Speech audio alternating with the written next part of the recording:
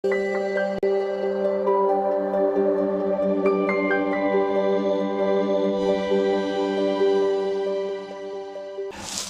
आप सबको नमस्कार। द अवेकनिंग कार्यक्रम में मैं आपका हार्दिक स्वागत करता हूं। दोस्तों, आप जानते हैं कि हमारे सारे वीडियो का एक ही मकसद है, आप लोगों की आंखें खोलना, सत्य के साथ जोड़ना। तो दोस्तों, पहली बार मैं इस वीडियो में मैं ओशो की वाणी जो है आपके साथ जोड़ने जा रहा हूं, क्योंकि भगवान बुद्ध और महावीर और कबीर जैसे महात्माओं के बाद अगर इस धरती पर कोई ऐसा महान जागृत व्यक्तित्व कोई आया तो वो है हमारे ओशो। तो दोस्तों, ओशो ने जितना पाखंड को, अंधविश्वास को, भ्रमों को तोड़ा है ना, उतना शायद बहुत कम लोग ऐसा काम कर पाए हैं। और मैं तो बचपन से अपनी समझो कि 12-15 साल की उम्र से मैं उनको सुनता रहा हूँ, पढ़ता भी रहा हूँ, जानता रहा हूँ। तो दोस्तों, उन्होंने मेरे जीवन को भी बहुत रूपांतरित किया। आज मेरे जितने भी वीडियो में आज आप अध्यात्म को लेकर जितनी भी बातें सुनते हैं, उन सब में भगवान बुद्ध, महावीर, कबीर, हमारे गुरु नानक जी, ओशो, इन सब का देन है इसके अंदर। और इसमें कोई शक नहीं है कि मैंने सुना सबको, पर ध्यान रखना, मैं गया अपने भीतर और अपने सत्य की खुद पहचान की, अपना गुरु स्वयं बना, क्योंकि आखिरकार तो गुरु तो एक इशारे की तरह होता है। दोस्तों, ओशो ने इस वीडियो में भारत देश के आध्यात्मिकता को लेकर इतना बढ़िया कटाक्ष किया है, इतनी बड़ी सच्चाई बताई है कि जो कहने के लिए किसी भी संत महात्मा में भारत के अंदर ना हिम्मत नहीं, बता रहा हूं मैं आपको। लेकिन ओशो ने बिल्कुल स्पष्ट, जैसे कहता ना कि दूध का दूध और पानी का पानी करके रख दिया। तो ये जब वीडियो मैंने भी सुना तो दोस्तों, मेरे अंदर भी ये भाव आया कि मेरे साथ जितने भी लोग, मेरे सब्सक्राइबर जो मेरे साथ जुड़े हुए हैं, डेफिनेटली ये सब सत्य की खोजी हैं और ये जीवन को परम स्वास्थ्य, समृद्धि, आनंद की ओर ले जाना चाहते हैं। तो दोस्तों, इस वीडियो में ओशो की ये वाणी सुने, आपको बहुत मजा आएगा। और नीचे कमेंट बॉक्स में जरूर डालें कि ओशो ने कितना सच कहा है और कितनी जबरदस्त बात कही है। तो चलिए सुनते हैं ओशो को जरा। एक बार किसी बहुत बड़े आदमी ने मुझसे कहा, भारत विश्व गुरु है। मैंने कहा, सही कहा, पर किस विषय में? वो थोड़ा असमंजस में पड़ गया। मैंने कहा, भारत मूर्खता का भी गुरु है। यहां लोग भगवानों से नहीं सीखते, उनकी मूर्तियां बनाना सीखते हैं। ये देश उस कला में पारंगत है कि किसी भी जीवित सत्य को मृत प्रतीक में बदल दे। राम आए, कृष्ण आए, बुद्ध आए, महावीर आए, नानक, कबीर, मीरा, दयानंद, विवेकानंद, सैकड़ों आए और फिर चले गए। और हर बार भारत ने वही किया जो उसे सबसे अच्छा आता है, मंदिर बना दिए। ये देश भगवानों का कब्रिस्तान है। हर युग में यहां किसी न किसी को भगवान बनाया गया और हर बार उसकी आत्मा को मूर्ति में बंद कर दिया गया। हमने कभी किसी भगवान को समझा नहीं, हमने केवल उसे सजाया है। हमारी पूजा समझ से नहीं, डर से पैदा हुई है। हम वह देश हैं जो भगवानों से प्यार नहीं करता, बल्कि भगवानों की कहानी से प्रेम करता है। हमने हर भगवान को कथा बना दिया, क्योंकि कथा सुनना आसान है, सत्य को जीना कठिन है। तुम देखो ना, राम ने कहा, धर्म वो है जो भीतर से उपजे। भारत ने कहा, धर्म वो है जो बाहर से मिले। कृष्ण ने कहा, कर्म करो और फल की चिंता मत करो। भारत ने कहा, फल ही तो सब कुछ है। बुद्ध ने कहा, ध्यान में जाओ। भारत ने कहा, ध्यान बाद में, पहले मूर्ति बनाओ। महावीर ने कहा, मौन बनो। भारत ने कहा, मौन भी घोषित कर दो, हम मौन हैं। जिस देश में लोग अपने मौन की घोषणा करते हैं, वहां मौन कभी नहीं उतर सकता।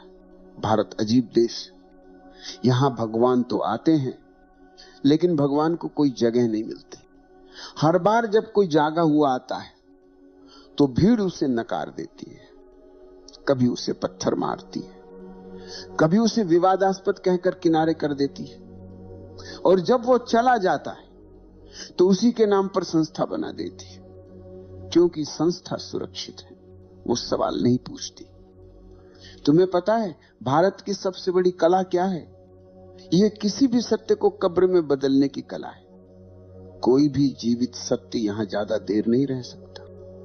यहां जो बोलता है उसे चुप करा दिया जाता है, जो नहीं बोलता उसे देवता बना दिया जाता है, और हम वही करते जा रहे हैं। जो मर गया वही पूजनीय हो गया, जो जीवित है उससे हमें खतरा है। बुद्ध के समय में बुद्ध को गालियां दी गई, महावीर को पागल कहा गया, नानक को अजनबी, कबीर को नास्तिक। और जब वे मर गए तो सबने कहा देखो हमारे भगवान। कभी सोचा है इतने भगवानों के बावजूद इस देश की हालत ऐसी क्यों है? क्यों हर मंदिर के बाहर भिखारी बैठा है? क्यों हर गली में एक पुजारी और 100 डरते हुए लोग हैं? क्यों हर आदमी पूजा करता है और फिर चोरी भी करता है? क्यों? क्योंकि ये देश धार्मिक है पर आध्यात्मिक नहीं। ये देश पूजा करना जानता है पर परिवर्तन नहीं। ये देश भक्ति जानता है पर जागरण नहीं। भारत की सबसे बड़ी समस्या ये नहीं कि यहां पाप है, बल्कि यह है कि यहां पाखंड है। यहां जो पाप करता है वो भी धर्म की भाषा में बोलता है। यहां जो लूटता है वह भी मंदिर में दान देता है। यहां जो हत्या करता है वो भी शास्त्र पढ़ता है। हमारे यहां धर्म इतना सस्ता हो गया है कि उसे हर गली में खरीदा जा सकता है। बस थोड़ी माला, थोड़ी धूप, थोड़ा नारियल, और फिर तुम भगवान के प्रिय बन गए।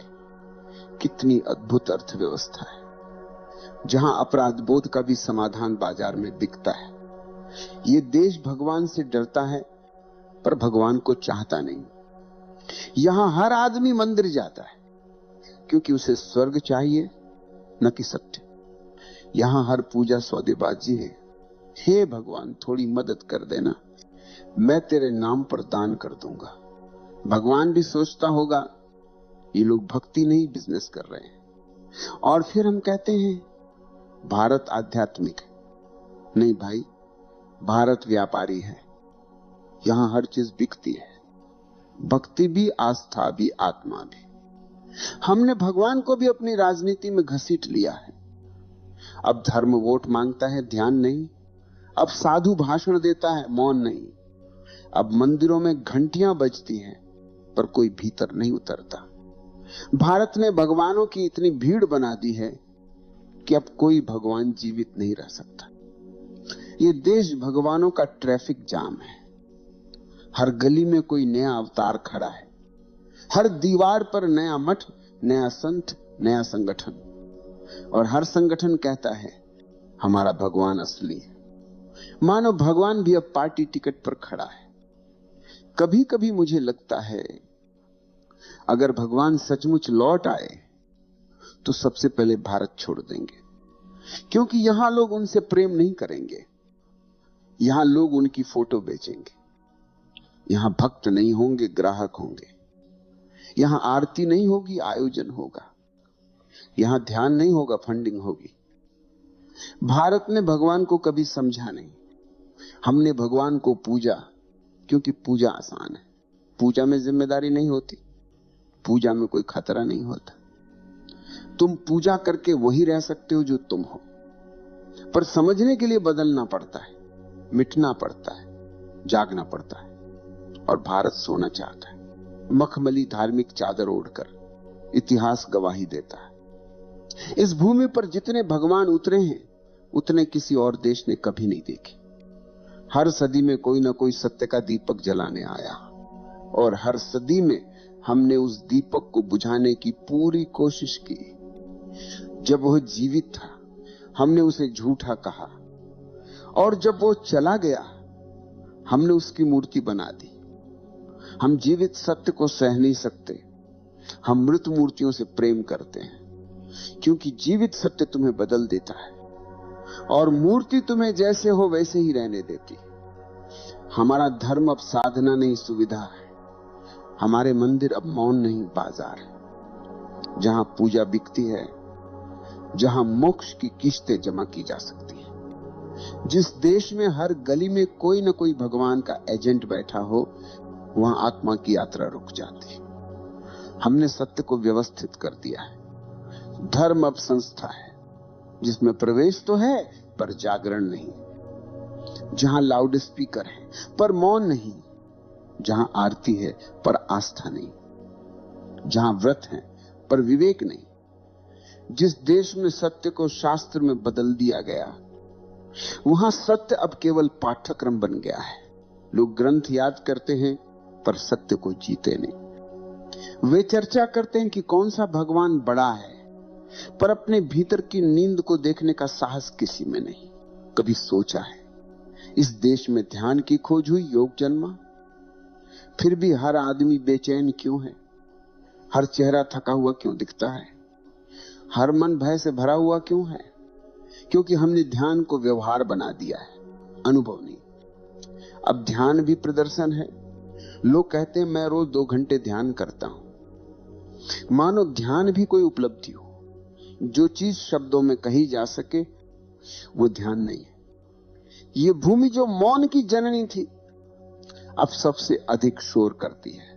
हर गली में घंटियां बजती हैं, हर मंदिर से लाउड स्पीकर चिल्लाते हैं। यहां सच्चा भगवान है। भगवान अब प्रतिस्पर्धा में है, सत्य अब प्रचार में है। धर्म अब भय का दूसरा नाम है। हम पूजा करते हैं क्योंकि डरते हैं, हम उपवास रखते हैं क्योंकि डरते हैं, हम दान करते हैं क्योंकि डरते हैं। हम धार्मिक नहीं हैं, हम भयभीत हैं। और जहां भय है वहां प्रेम नहीं, जहां भय है वहां ध्यान नहीं। धर्म तब जन्म लेता है जब प्रेम होता है, जब व्यक्ति स्वयं को देखने का साहस करता है। पर हमने धर्म को भय में जन्म दिया है, इसलिए यह धर्म हमें मुक्त नहीं करता बल्कि और बंधनों में बांध देता है। यह भूमि हर बार जागरण के बीज पाती है और हर बार उसे किसी मंदिर में बो देती है। बीज को पूजा मिलती है, पानी नहीं। फूल कभी नहीं खिलता। कृष्ण का प्रेम भी संस्था बन गया, बुद्ध का मौन भी किताब बन गया, नानक का गीत भी रिवाज बन गया। हर सच्चाई को हमने संस्कृति बना दिया। हम कहते हैं भारत धार्मिक देश है, पर अगर यह सच है तो यह दुनिया का सबसे अधार्मिक दृश्य होना चाहिए, जहां धर्म हर कोने में है और सत्य कहीं नहीं, जहां मंदिरों की भीड़ बढ़ती जा रही है और मनुष्यता घटती जा रही है। जिस दिन धर्म को संस्था बनाते हो उस दिन वो मर जाता है। सत्य जीवित तब तक है जब तक वो स्वतंत्र है। जैसे ही तुम उसे ग्रंथ में बंद करते हो वो शब्द बन जाता है, जीवन नहीं। हमने भगवान को बाहर खोजा और यही हमारी सबसे बड़ी भूल है। जिसे भीतर पाया जा सकता था उसे मूर्ति में कैद कर दिया गया। जिसे महसूस करना था उसे दोहराना शुरू कर दिया। जिसे जीना था उसे गाना बना दिया। अब भगवान का नाम है पर उसकी सुगंध नहीं। अब धर्म का शोर है पर भीतर मौन नहीं। हमने धर्म को मुखौटा बना लिया है, भीतर कुछ और बाहर कुछ और। अगर आज कोई नया जागा हुआ जन्म ले तो वही होगा जो हमेशा होता आया है। पहले उसकी निंदा होगी, फिर उसकी हत्या होगी, फिर उसकी मूर्ति बनेगी। यह सिलसिला इस भूमि की परंपरा बन चुका है और जब तक यह परंपरा नहीं टूटती तब तक इस देश में चेतना नहीं आएगी। क्योंकि चेतना संस्था से नहीं जन्म लेती, वो जन्म लेती है बगावत से, भीतर की बगावत से। जब तुम ये देख लेते हो कि भगवान बाहर नहीं भीतर है, तभी पहली बार धर्म जन्म लेता है। इस भूमि को भगवान की नहीं देखने की आंखों की जरूरत है। इस भूमि को पूजा की नहीं साक्षी भाव की जरूरत है। क्योंकि जिस दिन आदमी देखने लगा उसी दिन वो भगवान बन जाता। भारत भगवानों से भरा हुआ है। हर गली में कोई न कोई मंदिर है, हर सड़क पर कोई साधु, हर घर में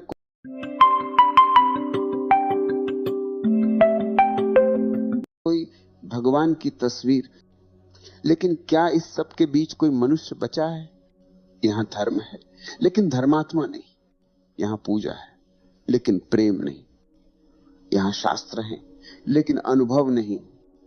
यहां हर कोई भगवान का नाम लेता है, पर कोई भगवान को जीता नहीं। कभी मंदिर के बाहर जाकर देखो, जो आदमी अंदर घी का दीपक जला रहा है वही बाहर अंधकार फैला रहा है। जो मंदिर में आरती गा रहा है वही बाजार में झूठ बोल रहा है। जो सुबह राम राम कहता है वही दोपहर में किसी का शोषण करता है और शाम को फिर भगवान के नाम की माला फेरता है, क्योंकि इस देश में पाप से नहीं पकड़े जाने से डर लगता है। यहां धर्म अंतःकरण से नहीं प्रतिष्ठा से जुड़ा है। लोग भगवान को नहीं समाज को खुश करना चाहते। भारत का धर्म नकाब बन चुका है। यहां जितनी आस्था दिखाई देती है उतनी ही गहरी अंधता भीतर है। लोग पूजा करते हैं ताकि पाप छिप जाए, ध्यान करते हैं ताकि अहंकार और सुरक्षित हो जाए, भक्ति करते हैं ताकि आत्मा को देखना ना पड़े। ये धर्म नहीं, ये मनोवैज्ञानिक बचाव है। हमारे सारे कर्मकांड उस एक डर से उपजे हैं कि कहीं हमें अपने भीतर झांकना ना पड़े, क्योंकि जो भीतर झांकता है वो भीड़ से कट जाता है, वो अकेला पड़ जाता है। और ये भीड़ अकेले को माफ नहीं करती। इस भीड़ को भगवान चाहिए पर जीवित भगवान नहीं। भीड़ को चमत्कार चाहिए, सत्य नहीं। भीड़ को कथा चाहिए, मौन नहीं। भीड़ को नारा चाहिए, नीरवता नहीं। जो आदमी भीड़ से अलग चल देता है भीड़ उसे खतरनाक कहती है, क्योंकि वो उनके झूठ को उजागर कर देता है। भीड़ को भगवान चाहिए जो उन्हें झूठे सांत्वना दे, सत्य नहीं जो उन्हें हिला दे। हर युग में कोई न कोई ऐसा आया जिसने कहा जागो, और हर बार भीड़ ने कहा यह व्यक्ति अधर्मी है, क्योंकि भीड़ कभी जागना नहीं चाहती। भीड़ के लिए नींद ही सुरक्षा है। जो जाग जाता है वो भीड़ से बाहर हो जाता है, और जो बाहर हो गया वो अकेला रह जाता है। भीड़ उस अकेले से डरती है, क्योंकि उसकी मौन आंखों में सत्य झलकता है। भीड़ जानती है अगर ज्यादा देर उसे देखा तो खुद टूट जाएगी। इसलिए हर युग में सच्चाई को या तो क्रूस पर चढ़ा दिया गया या शास्त्रों में दबा दिया गया। जीवित मनुष्य से डर लगता है, मृत मूर्तियां अधिक सुविधाजनक हैं। यहां हर भगवान जब जीवित था तो कोई उसकी नहीं सुनता था, और जब वो चला गया तो उसकी मूर्ति हर गली में लग गई। जीवित सत्य बोझ है, मृत सत्य स्मृति है, और स्मृति से किसी का जीवन नहीं बदलता। यह देश धर्म को जीना नहीं चाहता, यह धर्म का तमाशा चाहता है। यहां प्रवचन मनोरंजन है, मौन असहजता है। यहां लोग सुनने जाते हैं, समझने नहीं। वे तालियां बजाने जाते हैं, बदलने नहीं। इसलिए हर बार धर्म आता है और मर जाता है, भगवान आते हैं और इतिहास बन जाते हैं। कभी तुमने सोचा है इतनी पूजा, इतना ध्यान, इतने ग्रंथों के बाद भी ये धरती हिंसा, गरीबी और भय से क्यों भरी? क्योंकि जो धर्म हमने जिया वो भीतर से नहीं, बाहर से था। धर्म जो बाहर से आता है वो समाज बनाता है, आत्मा नहीं। और धर्म जो भीतर से आता है वो आत्मा को जगाता है, समाज को हिला देता है। इसलिए ये समाज हर जागे हुए आदमी से डरता है। यह धर्म नहीं, व्यवस्था है। यह मुक्ति नहीं, अनुशासन है। यह ध्यान नहीं, भय है। जो डर के कारण झुकता है वो कभी मुक्त नहीं हो सकता। यह भूमि जिसने इतने अवतार देखे अब सबसे गहरी नींद में है, क्योंकि जब बार बार कोई झकझोरता है तो आदमी सोने की आदत डाल लेता है। भारत की नींद अब धार्मिक नींद बन गई है, सुंदर, पवित्र और सुविधाजनक। इस नींद को कोई हिला नहीं सकता, क्योंकि यह परंपरा बन चुकी है। लोग कहते हैं हम सत्य के भक्त हैं, पर अगर सचमुच सत्य उतर आए तो ये ही लोग सबसे पहले भाग जाएंगे, क्योंकि सत्य कोई सांत्वना नहीं देता, वो सब तोड़ देता है। वो तुम्हारे भीतर जो झूठे भगवान हैं उन्हें जलाकर राख कर देता है। और यही भारत नहीं चाहता। भारत परिवर्तन नहीं चाहता, भारत परंपरा चाहता है। परंपरा में सुरक्षा है, पर सत्य में आग है। और जो आग को छू लेता है वो फिर भीड़ का हिस्सा नहीं रह सकता। ये देश भगवानों से भरा है, पर किसी में भगवान नहीं। यहां हर मंदिर में दीपक जलता है, पर हर आंख बुझी हुई है। यहां हर जीभ पर राम है, पर हर हृदय में भय है। यहां हर घर में शास्त्र हैं, पर हर मन में शून्य है।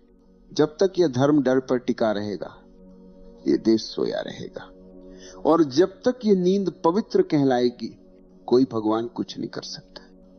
क्योंकि भगवान तब तक आता है जब तक मनुष्य भीतर देखने का साहस रखता है, और इस भूमि ने वो साहस खो दिया है। नायमात्मा प्रवचनेन लभ्यो न मेधया न बहुना श्रुतेन यमे वैश्य वृणुते तेन लभ्य। ये आत्मा प्रवचनों से नहीं मिलती, बुद्धि से नहीं, ज्ञान के बोझ से नहीं। ये उसी को मिलती है जो स्वयं को देखने को तैयार है।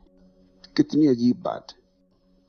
जिस देश ने यह वाक्य रचा, वही देश आज प्रवचनों में डूबा हुआ है।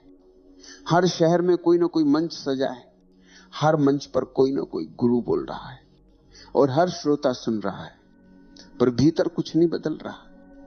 प्रवचन सुनने से आत्मा नहीं मिलती, क्योंकि आत्मा शब्दों में नहीं है, वो मौन में है। वो उसी मौन में उतरती है जहां विचार समाप्त हो जाते हैं। लेकिन ये देश अब विचार से ही जीता है। हर कोई सोचता है कि वो समझ गया, क्योंकि उसने सुना है। सुनना आसान है, देखना कठिन है। शब्दों को पकड़ना आसान है, शब्दों के पार जाना कठिन है। हमने उपनिषदों को याद किया, पर नायमात्मा को नहीं किया। हमने गीता पढ़ी, पर उसका कर्मयोग कभी नहीं किया। हमने अहिंसा का जयकारा लगाया, पर भीतर हिंसा के अनगिनत रूप पाले। हमने ध्यान सिखाया, पर खुद अपने भीतर झांकने से डरते। ये विरोधाभास ही भारत की त्रासदी है, जहां सत्य का उच्चारण तो होता है, पर उसका अनुभव नहीं। जहां ज्ञान तो है, पर समझ नहीं। जहां पूजा है, पर प्रेम नहीं। जब धर्म शब्द बन जाता है, तो आत्मा मर जाती है। जब सत्य शास्त्र बन जाता है, तो जीवन समाप्त हो जाता है। जब प्रेम सिद्धांत बन जाता है, तो उसका स्पर्श खो जाता है। सत्य को जीने के लिए उसे छोड़ना पड़ता है, शब्दों से, पूजा से, पहचान से। क्योंकि जब तक तुम कहते हो मैं धार्मिक हूं, तुम धार्मिक नहीं हो। धार्मिक वही है जिसे कहना ही नहीं पड़ता, क्योंकि उसका अस्तित्व ही उसकी गवाही है। तुम देखो, ये जो भीड़ है, जो मंदिरों में, आश्रमों में, संस्थाओं में जुटी है, इसका धर्म बाहरी है। वो कर्मकांड से जन्मा है, अनुभव से नहीं। उसके भीतर कोई मौन नहीं है, वो बस नकल कर रही है। माता पिता की, समाज की, परंपरा तुम्हें सुरक्षित रख सकती है, पर ज्यादा नहीं सकती। शब्द तुम्हें सिखा सकते हैं, पर अनुभव नहीं दे सकते। शास्त्र तुम्हें दिशा दिखा सकते हैं, पर चलना तुम्हें ही पड़ेगा। कभी सोचा है भगवान बार बार क्यों लौटे? क्योंकि हर बार उनका कहा किसी ने नहीं सुना। हर बार उनके शब्द तो पकड़ लिए गए, पर उनका मौन छूट गया। लोगों ने उनकी शिक्षा को याद रखा, पर उनकी आंखों की नमी भूल गए। उन्होंने उनके सत्य को किताब बना दिया, पर उस स्पंदन को नहीं समझा जिसमें वो बोले थे। धर्म जब तक जीवित है, वो अदृश्य होता है, और जैसे ही वो दिखने लगता है, वो मर चुका होता है। जो धर्म मंदिर में है, वो शव है। जो धर्म भीतर सांस ले रहा है, वो भगवान है। पर यह सुनकर भी लोग मंदिर जाएंगे, क्योंकि मौन डराता है। मौन में कोई मध्यस्थ नहीं, कोई मार्गदर्शक नहीं। वहां केवल तुम हो और तुम्हारी नग्न आत्मा, और यही भय है। लोग पूजा इसलिए नहीं करते कि भगवान मिले, बल्कि इसीलिए कि भीतर झांकना न पड़े। मौन कोई साधना नहीं, मौन तुम्हारा स्वभाव है, वो वही है। बस तुम शोर में इतने उलझे हो कि उसकी गूंज नहीं सुनाई देती। जब तक तुम धर्म को बाहर ढूंढते रहोगे, तुम भीतर के मौन से कटे रहोगे। धर्म कोई संस्था नहीं, वो एक क्षण है जब तुम अपने भीतर लौटते हो, जहां विचार गिर जाते हैं और बस देखना बचता है। सत्य को जानना नहीं, सत्य को होना पड़ता है, और होना तभी संभव है जब तुम किसी विचार, किसी देवता, किसी पहचान से नहीं बंधे हो। ये विरोधाभास समझना जरूरी है कि जब तक तुम धर्मी कहलाने की चाह रखते हो, तुम अधार्मिक हो। जब तुम धर्म की इच्छा भी छोड़ देते हो, तब धर्म घटता है, क्योंकि धर्म इच्छा से नहीं, अनुपस्थिति से जन्म लेता है। यही कारण है कि भगवान की खोज करने वाला नहीं पाता, और जिसे खोजने की जरूरत नहीं, उसे मिल जाता है। क्योंकि खोज में मन है और मिलने में मौन। अब तक तुमने हर दिशा में भगवान को खोज लिया, मंदिरों में, ग्रंथों में, गुरुओं में, कभी मूर्तियों में, कभी शब्दों में, पर क्या तुमने कभी उस जगह खोजा जहां से खोज की इच्छा उठती है? भगवान वहां नहीं है जहां तुम झुकते हो, भगवान वहां है जहां तुम देखते हो। जब आंख पहली बार भीतर मुड़ती है, तो वही पहला दर्शन है। जो बाहर झुकता है वो धर्म का अनुयायी है, जो भीतर झुकता है वो धर्म ही बन जाता है। यह यात्रा भीतर की ओर कठिन नहीं है, बस हम कठिन बनाते हैं। हम सोचते हैं कि ध्यान एक प्रयास है, पर ध्यान प्रयास नहीं, समर्पण है। ध्यान वो क्षण है जब तुम कहना छोड़ देते हो मैं कुछ करूं, और बस देखते हो कि सब कुछ घट रहा है। जो भीतर घट रहा है वही भगवान का स्वर है। जब तुम मौन में बैठते हो, तो जो पहली बेचैनी उठती है वही अंधकार है। जो दूसरा मौन आता है वही साक्षी है, और जो तीसरा मौन उतरता है वो परमात्मा है। भगवान कोई व्यक्ति नहीं, एक स्थिति है। जब विचार गिर जाते हैं और देखना बच जाता है, तब वही स्थिति भीतर जन्म लेती है।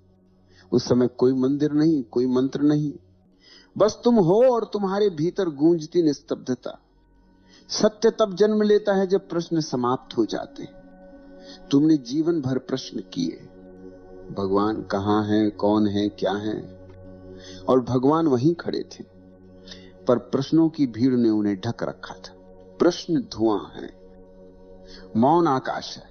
भीतर जब तुम बिना प्रश्न बैठते हो, तो पहली बार आकाश खुलता है, और उस आकाश में भगवान उतरते नहीं, तुम उठ जाते हो। तुम्हारी चेतना एक नए स्तर पर पहुंचती है।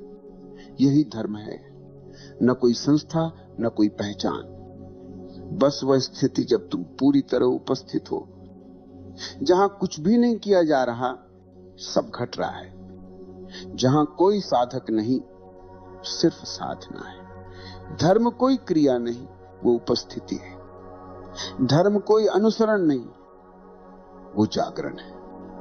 जो भीतर जागा है वही भगवान है, बाकी सब केवल छाया है। कभी ध्यान से देखो, जब तुम मंदिर में दीपक जलाते हो तो प्रकाश चारों तरफ फैलता है, पर उसका स्रोत भीतर है। जो दीपक तुम बाहर जलाते हो वो एक प्रतीक है तुम्हारे भीतर के उस दीपक का जो अब तक बुझा पड़ा है, और वही दीपक तुम्हें जलाना है। किसी पंडित, किसी साधु, किसी ग्रंथ से नहीं, अपनी आंखों से, अपनी समझ से। जब तुम स्वयं को देखने लगते हो तो सारे झूठ स्वतः गिर जाते हैं। तुम्हें उन्हें छोड़ना नहीं पड़ता, बस देखना पड़ता है। देखना ही त्याग है। जो देखा गया वो समाप्त हो जाता है, जो देखा नहीं गया वो बार बार लौटता है। इसीलिए बार बार वही दुख, वही भय, वही भ्रम, क्योंकि तुमने कभी देखा नहीं। तुम बस समझते रहे कि तुम जानते हो। ज्ञान झूठा है अगर अनुभव नहीं है, और अनुभव तभी होता है जब मन नहीं। मन वही पर्दा है जो तुम्हें तुम्हारे अपने भगवान से अलग करता है। मन कहता है खोजो, और चेतना कहती है ठहरो। मन कहता है बनो, और आत्मा कहती हो जाओ। जो ठहर गया वो मुक्त हो गया, क्योंकि ठहराव ही ध्यान है। जहां गति रुकती है वहां पहली बार अस्तित्व दिखता है। अब तक तुमने सुना, भगवान आए और चले गए, पर क्या कभी सोचा कि शायद भगवान कभी गए ही नहीं? वे तो हर क्षण मौजूद हैं, हर सांस में, हर धड़कन में, हर मौन में। पर तुम इतने शोर में उलझे हो कि सुन नहीं पाते। यह देश भगवानों की भूमि नहीं, यह देश भ्रमों की भूमि बन गया है। यहां हर आदमी कुछ जानता है पर कोई जीता नहीं। यहां हर कोई पूछता है पर कोई सुनता नहीं। यहां हर कोई पूजा करता है पर कोई मौन में नहीं उतरता। जब तुम मौन में उतरते हो तो यह भूमि फिर से पवित्र हो जाती है। फिर मंदिर पत्थर नहीं, हर हृदय मंदिर बन जाता है। फिर आरती नहीं करनी पड़ती, क्योंकि अस्तित्व स्वयं प्रकाशमान हो जाता है। फिर भगवान की प्रतीक्षा नहीं करनी पड़ती, क्योंकि वही प्रतीक्षा समाप्त हो जाती है। धर्म कोई अनुशासन नहीं, वो स्वतंत्रता है। जो भीतर से स्वतंत्र हो गया वही सच्चा धार्मिक है। बाकी सब व्यवस्था है, नींद के नए नाम। इसलिए कहा गया भगवान आए और चले गए, लेकिन शायद सच्चाई यह है भगवान कहीं नहीं गए, मनुष्य ही चला गया। मनुष्य मंदिरों में चला गया, शास्त्रों में चला गया, आस्था के सौदागरों में चला गया। वो अपने भीतर से खो गया, और जो भीतर से खो गया वो बाहर 1000 बार खोजे कुछ नहीं पाएगा। इसलिए अब खोज मत करो, बस बैठो, मौन में बैठो। देखो कैसे भीतर एक धीमी सी रोशनी है जिसे किसी ने बुझाया नहीं, जिसे तुमने बस ढक रखा है। उसे देखो, वही भगवान है। और जिस क्षण तुम उसे पहचान लेते हो उसी क्षण भारत पुनः पवित्र हो जाता। अब कुछ भी कहने को शेष नहीं। जो कहा जा सकता था वो सब कहा गया। बाकी जो बचा है वो शब्दों में नहीं उतर सकता। ये वही क्षण है जहां समझ समाप्त होती है और अनुभव जन्म लेता है, जहां सोचने वाला थक जाता है और देखने वाला जाग जाता है। भगवान को पाने की यात्रा वहीं समाप्त होती है जहां खोजी स्वयं मिट जाता है, और उसी क्षण पहली बार ये पता चलता है वो कहीं बाहर नहीं था, वो इस श्वास में था, इस मौन में था, इस प्रतीक्षा में था, जो हर दिन तुम महसूस करते थे पर पहचान नहीं पाए। धर्म कभी किसी मार्ग पर नहीं मिलता, वो उसी क्षण घटता है जब तुम किसी मार्ग पर नहीं हो, क्योंकि मार्ग वही बनाता है जो खो गया हो। जिसने घर पहचान लिया उसे रास्तों की जरूरत नहीं होती। ये भूमि जिसे तुम भगवानों की भूमि कहते हो वो तब तक अधूरी रहेगी जब तक मनुष्य भीतर से नहीं जागता। भगवानों का आना और जाना कहानी बन चुका है, पर मनुष्य का जागना अब भी संभव है। ये वही भूमि है जहां शून्य का जन्म हुआ था, जहां मौन की पहली गूंज उठी थी, जहां किसी ने पहली बार कहा था अहम ब्रह्मास्मि। वही स्वर आज भी हवा में है, बस सुनने वाला चाहिए। जब कोई सुनने लगता है तो पृथ्वी फिर से पवित्र हो जाती है। न मंदिर की जरूरत, न तीर्थ की। हर श्वास तीर्थ बन जाती है, हर मौन मंदिर बन जाता है। सत्य कहीं बाहर नहीं है, वो तुम्हारी अपनी आंखों में है, बस उन्हें भीतर मोड़ दो। जो भीतर देखता है वो बाहर को पहचान लेता है। जो बाहर ही खोजता रहता है वो भीतर से खो जाता है। अब समय आ गया है कि यह भूमि फिर से जागे। भगवान को पुकारना छोड़ो, अब देखना शुरू करो। भगवान को ढूंढना छोड़ो, अब स्वयं को देखो। जिस दिन ये देखना घटता है उस दिन कोई भारत, कोई तुम, कोई मैं नहीं रहता। केवल मौन रहता है। वही मौन जिसमें सब जन्म लेते हैं, वही मौन जिसमें सब लौट जाते हैं। वही मौन ही भगवान है, वही मौन ही चेतना है, और वही मौन इस देश की भूली हुई विरासत है। जो सुन पा रहे हो उसे शब्द मत समझो, उसे सन्नाटा समझो। वही सन्नाटा साक्षात धर्म है। नित्य मुक्तः शुद्ध बुद्धः स्वप्रकाशो निरंजनः अहम ब्रह्मास्मि। मैं सदा मुक्त हूं, सदा शुद्ध, सदा स्वप्रकाश, सदा निष्प्रह। यही मेरा स्वरूप है। और जब ये जाना जाता है तो कुछ कहने की आवश्यकता नहीं रहती। फिर हर श्वास प्रार्थना है, हर दृष्टि ध्यान है, हर मौन ईश्वर है। यही अंत है और यही आरंभ। तो दोस्तों, इतनी जबरदस्त बात अगर आपको समझ में आ गई ना, तो आपका जीवन धन्य धन्य हो जाएगा। और भी अगर ऐसी ही बातें अगर मेरे नजर में आएगी दोस्तों, तो मैं आप लोगों के लिए ऐसी बातें लेकर जरूर आऊंगा और मैं आपको जरूर शेयर करूंगा। तो चलिए विदा लेता हूं आपसे, फिर मिलूंगा अगली वीडियो में।